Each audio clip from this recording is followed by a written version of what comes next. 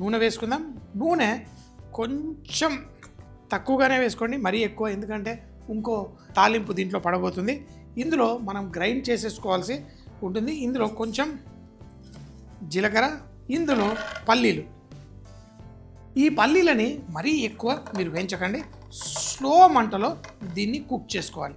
చాలామంది ఎక్కువ వేడిలో తక్కువసేపు కుక్ చేస్తారు, అది బయట కలర్ వస్తుంది, పల్లీ లోపల పచ్చిగా ఉంటుంది. పల్లీలు ఎప్పుడైనా కానీ వేయించేటప్పుడు కొంచెం స్లో మంటలో వేయించితే ఆ లోపల దాకా దాంట్లో ఉన్న ఆ ఆయిల్ ఏదైతే ఉంటుందో యాక్టివేట్ అయ్యి ఆ లోపల పల్లీని మంచిగా కుక్ చేసి మనకి మంచి స్వీట్ ఫ్లేవర్ అందజేస్తుంది. చూడండి, ఇప్పుడు మన పల్లీలు స్లోగా ఈ విధంగా కుక్ చేసుకోండి. ఎప్పుడైతే పల్లీలు అన్నీ టపా టపా టపా అని ఒక్కొక్కటిగా పగులుతుందో అప్పుడే మనం ఇందులో చింతపండు వేసుకుందాం కొంచెం. ఎందుకంటే టమాటాలో ఆల్రెడీ పులుపు ఉంటుంది, కానీ మనకు దొరికే ఈ బెంగళూరు టమాటాల్లో మనకు కావాల్సినంత ఆ దేశీ టమాటాల్లో పులుపు సరిపోక ఇప్పుడు కొంచెం చింతపండు కూడా మనం వేసుకోవాల్సి వస్తుంది.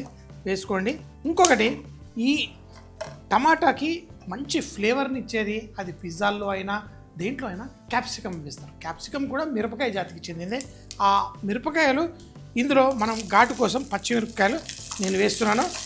మీకు కొంచెం మరీ అంత ఘాటు అక్కర్లేదంటే క్యాప్సికమ్ ముక్కలు వేసుకున్న భలే మంచి టేస్ట్ ఉంటుంది. ఇప్పుడు చూడండి, మనకి ఆ మిరపకాయలు ఈ పల్లీలు అన్నీ వేగుతూ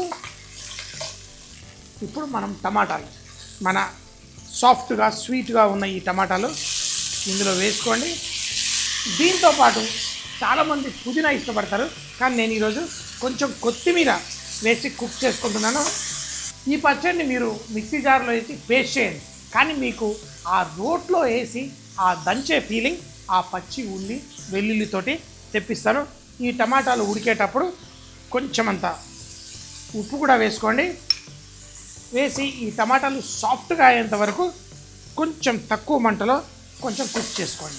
టమాటాలు ఎంత ఎక్కువగా కుక్ అవుతే మనకు ఆ చట్నీ కూడా అంత టేస్టీగా వస్తుంది. సో మంట తగ్గించేసి ఒక 4 నిమిషాల పాటు స్లోగా దీన్ని కుక్ చేసుకోండి. ఆ టమాటా ముక్కలన్నీ సాఫ్ట్ అయ్యి దాంట్లో నుంచి జ్యూస్ స్లోగా బయటకు వస్తున్న స్టేజ్ కరెక్ట్. ఆ టైంలో పచ్చడి చేసుకుంటే సూపర్గా ఉంటుంది. అంతే, స్టవ్ కట్టేసాను. మన టమాటాలు సాఫ్ట్గా రెడీ అయిపోయాయి, గుజ్జు గుజ్జుగా. ఏంటంటే టమాటా చట్నీ ఎంత బాగుంటుంది అంటే ప్రతి ఒక్కళ్ళు ఏదో రకంగా ఆ టమాటో చట్నీని ఆస్వాదించాలి. ఏది లేకపోతే ఇంత నూనెలో తాలింపేసి సన్నగా కట్ చేసి టమాటాలు కారం ఎక్కువ వేసుకొని అది కూడా అన్నంతో తింటే ఎంత సూపర్గా ఉంటుంది. ఈ చట్నీ మనం రెడీ అయిపోయింది. మన ఈ ప్యాన్లో నుంచి తీసి మిక్సీ జార్లో వేసుకుందాం. అంతే. ఒకవేళ మీకు బాగా చిక్కగా అయిపోతే కొంచెం అంత, అంటే ఇందులో మళ్ళీ మనము ఉల్లి తాలింపు వేస్తాం కాబట్టి ఇది మరీ పలసగా ఉండకూడదు, అట్లా అని చెప్పి మరీ చిక్కగా కూడా ఉండకూడదు. మనం వేసినప్పుడు అది చక్కగా కలిపే విధంగా స్పూన్కి కంఫర్టబుల్గా ఉండే విధంగా మనం చేసుకోవాలి. చాలామంది మనము ఎక్కడికన్నా ఫంక్షన్లకి అక్కడికి ఇక్కడికి వెళ్ళండి, మనకి బాగా నచ్చే చట్నీ ఎక్కువగా మిరపకాయల ఘాటుతోటి దాన్ని ఇలా కుక్ చేసేసి గ్రైండ్ చేస్తే సూపర్గా ఉంటుంది. అది బీరకాయతో, పొట్లకాయతో, సోరకాయతో దేంతో చేసినా కానీ నెంబర్ 1 పచ్చిమిరపకాయలు ఆ కాంబినేషన్లో చట్నీ టమాటానే. దీన్ని గ్రైండ్ చేసి కొంచెం బరకగా తర్వాత దీంట్లో ఎలా ఈ ఉల్లిపాయలు వేసుకుంటే మీకు ఈ చట్నీ ఒక 5 అద్భుతంగా తయారవుతుందో చూడండి. మిక్సీ జార్లో వేసాం, బరకగా పేస్ట్ అయిపోయింది. కానీ అసలు ఏంటంటే పుల్లగా చేసే చట్నీలు కానీ కూరలు కానీ లాస్ట్లో ఈ పచ్చి వెల్లుల్లి ఈ తాలింపు వేసి మీరు దేంట్లోనే వేసుకోండి, అది నూనె వంకాయ కావచ్చు, వేరే షడ్రుచులు ఉన్న ఎటువంటి డిష్లో అయినా మనం చక్కగా చేసుకోవచ్చు. అయితే లాస్ట్లో మనం తాలింపుకి నూనె, ఆ నూనె వేడెక్కిన తర్వాత దీంట్లో ఆవాలు చిట్పట్లాడాలి పర్ఫెక్ట్గా.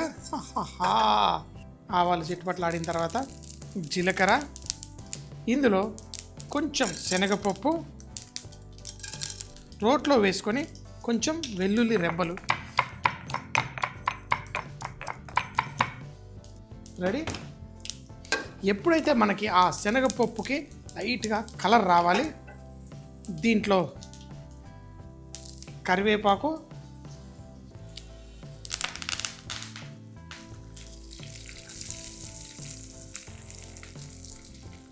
వెల్లుల్లి రెబ్బలు, అలాగే దీంట్లో పసుపు, ఇందులో కట్ చేసి పెట్టుకున్న ఉల్లిపాయలు, ఈ ఉల్లిపాయలు వేసి దీన్ని కుక్ చేయండి.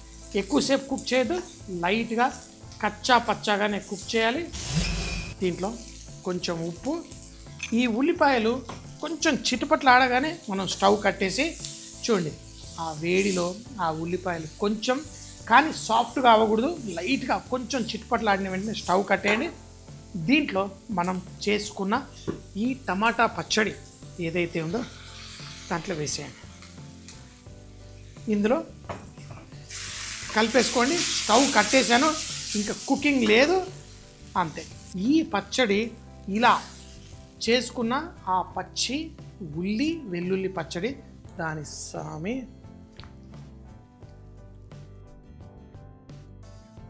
దీనికి కావాల్సినంత ఉప్పు అడ్జస్ట్ చేసుకోండి. దీన్ని కలిపేసుకోండి. మన చట్నీ రెడీ. ఉప్పు కూడా పర్ఫెక్ట్గా మిక్స్ అయిపోయింది. బౌల్లో వడ్డించుకోండి. పర్ఫెక్ట్. ఆహా, చాలా టేస్టీ. తింటూ ఉంటే దీని మజా వస్తుంది. అన్నంతో తినండి, రొట్టెలతో తినండి. కానీ ఈరోజు నేను సెట్ దోశ అంటే చిన్నగా కొంచెం సాఫ్ట్గా వేసుకునే ఆ సెట్ దోశ వేసుకొని ఈరోజు దీన్ని తింటున్నాను. దేంతో తిన్నా అదిరిపోతుంది. సో మరి దోశతో వేసుకొని తిందామా? మన దోశ పెనం రెడీగా ఉంది. ఇట్లాంటి చట్నీలో మనకి కొంచెం ఉల్లిపాయ కరకరలాడుతూ సూపర్. దానికోసం మన దోశ